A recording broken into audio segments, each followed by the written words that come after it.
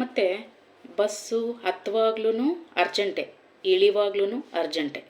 ಅದು ವಯಸ್ಸಾದವರಾಗಿರ್ಬೋದು, ಸಣ್ಣ ಮಕ್ಕಳೇ ಇರ್ಬೋದು, ಸ್ಕೂಲ್ಗೆ ಹೋಗೋ ಮಕ್ಕಳು ಇರ್ಬೋದು. ಎಷ್ಟೋ ಮಕ್ಕಳು ಬಸ್ಸಲ್ಲಿ ಬರ್ತಾರೆ, ಸ್ಕೂಲ್ಗೆ ಹೋಗೋ ಮಕ್ಕಳು ಬರ್ತಾರೆ, ತುಂಬ ವಯಸ್ಸಾದವ್ರು ಬರ್ತಾರೆ. ಅವ್ರು ಹತ್ತೇ ಇರೋದಿಲ್ಲ.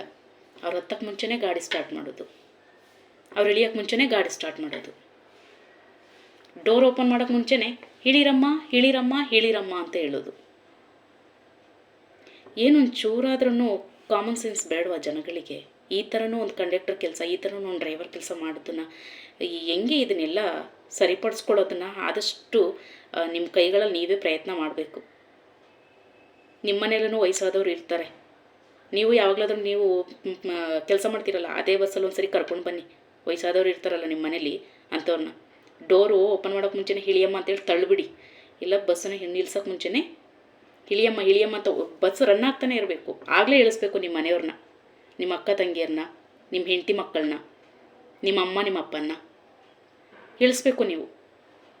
ಬಸ್ ಹೋಗ್ತಾನೆ ಇರುತ್ತೆ, ಇಳಿ ಟೈಮ್ ಆಗಿದೆ ಅಂತಲೇ ಹೇಳಬೇಕು.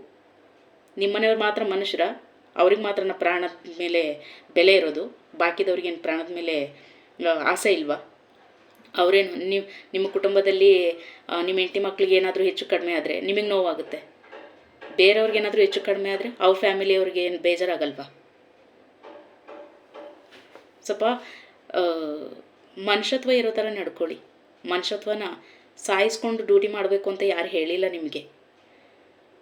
ಎಲ್ಲರೂ ನಮ್ಮನೆ ಹೆಣ್ಮಕ್ಳ ಥರ, ನಮ್ಮನೆ ಗಂಡ್ಮಕ್ಳ ಥರ, ನಮ್ಮನೇಲಿರುವಂಥ ದೊಡ್ಡವ್ರ ಥರನೇ ಅವರು ಅಂತ ಯೋಚನೆ ಮಾಡಿ.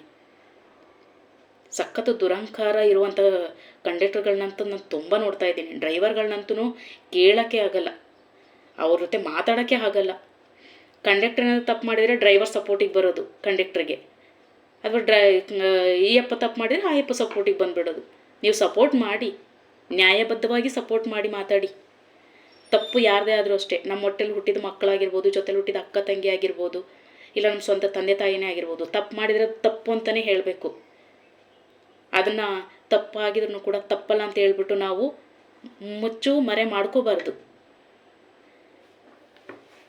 ಸ್ವಲ್ಪ ಆದಷ್ಟು ನಿಮ್ಮಲ್ಲಿರುವಂಥ ಕೆಲವು ರೂಢ ಗುಣಗಳನ್ನು ದಯವಿಟ್ಟು ಸರಿ ಮಾಡ್ಕೊಳ್ಳಿ. ಮತ್ತೆ ನೋಡಿದರೆ ಹೇಳ್ತೀರಾ, ಬಸ್ ಇಳಿವಾಗ ಅವ್ರು ಫೋನಲ್ಲಿ ಮಾತಾಡ್ಕೊಂಡು ಇಳಿತಿದ್ರು, ಫೋನ್ ನೋಡ್ಕೊಂಡು ಇಳಿತಿದ್ರು, ಹಾಗಾಗಿ ಬಿದ್ದವ್ರ ಪ್ರಾಣ ಹೋಯ್ತು. ಇದ್ರಲ್ಲಿ ಕಂಡಕ್ಟರ್ದೇನು ತಪ್ಪಿಲ್ಲ, ಡ್ರೈವರ್ದೇನು ತಪ್ಪಿಲ್ಲ ಅಂತ. ಎಲ್ಲರಿಗೂ ಅವ್ರವ್ರ ಜೀವದ ಮೇಲೆ ಅವ್ರವ್ರಿಗೆ ಈ ಜವಾಬ್ದಾರಿ ಇದೆ. ಅವ್ರಿಗೂ ಕಾಯೋರು ಇರ್ತಾರೆ ಮನೇಲಿ, ಅವ್ರಿಗೂ ಯೋಚನೆ ಇದೆ. ನೀವುಗಳು ಮಾಡಿದ ತಪ್ಪಿಗೆ ಲಾಸ್ಟಿಗೆ ಆ ಜನಗಳ ಮೇಲೆ ಹಾಕ್ಬಿಡ್ತೀರಾ. ಏನಾದರೂ ಪ್ರಾಣ ಹೊಟ್ಟೋಯ್ತು ಅಂದರೆ ಬೇಗ ತಪ್ಪಿಸ್ಕೊಳ್ಳೋ ಪ್ರಯತ್ನ ಮಾಡ್ತೀರಾ.